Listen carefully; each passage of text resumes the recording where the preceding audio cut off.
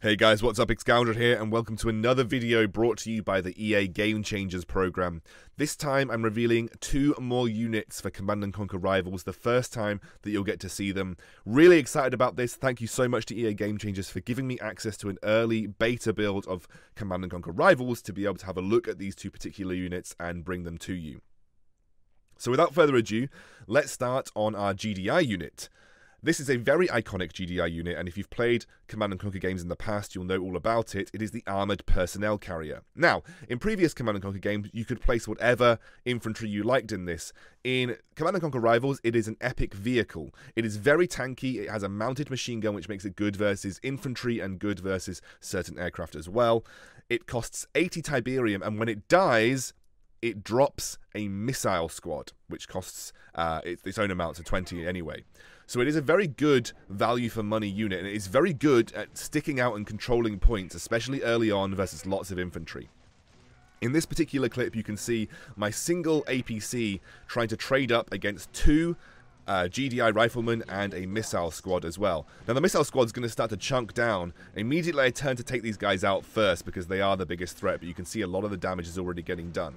Regardless, the APC is trading really nicely, and it will eventually manage to trade into this GDI Rifleman pack as well. So you can see I've already gone up against 3 sets of units. Now, I'm still holding the point. The enemy continues to send threats my way, and you can see a Predator is about to make its way on. Now, the Predator is good versus the APC, but I tell you what, the Predator isn't good versus the missile squad that drops out the back of it. So as soon as that Predator shows up on the point, the APC goes down, but the missile squad is healthy and ready to take it on.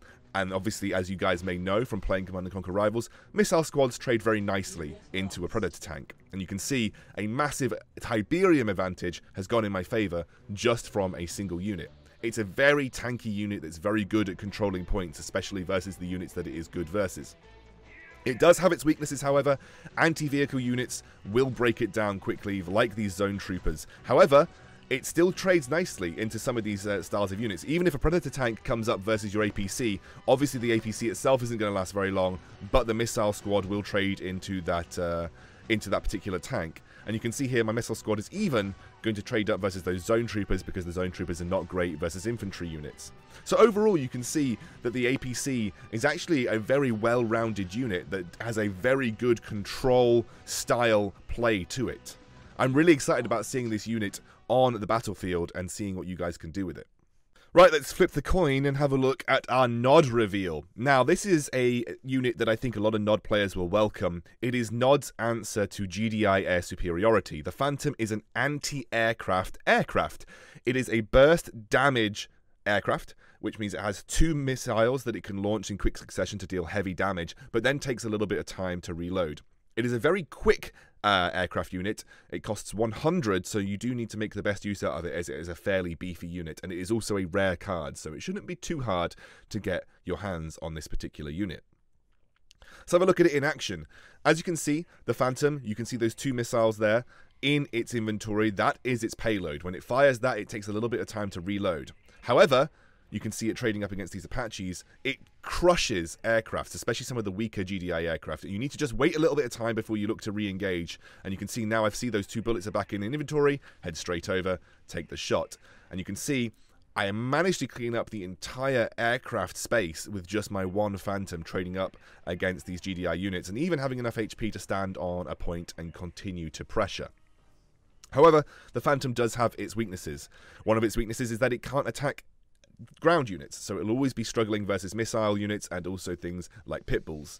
It also struggles versus consistent anti-air damage, things like the hammerhead from the GDI. Although you can burst out very quickly, the consistent damage from the hammerhead means that you will not be able to trade in a sustained battle. You'll be much better in going in, delivering your damage, trying to duck out again and come back once you've already reloaded.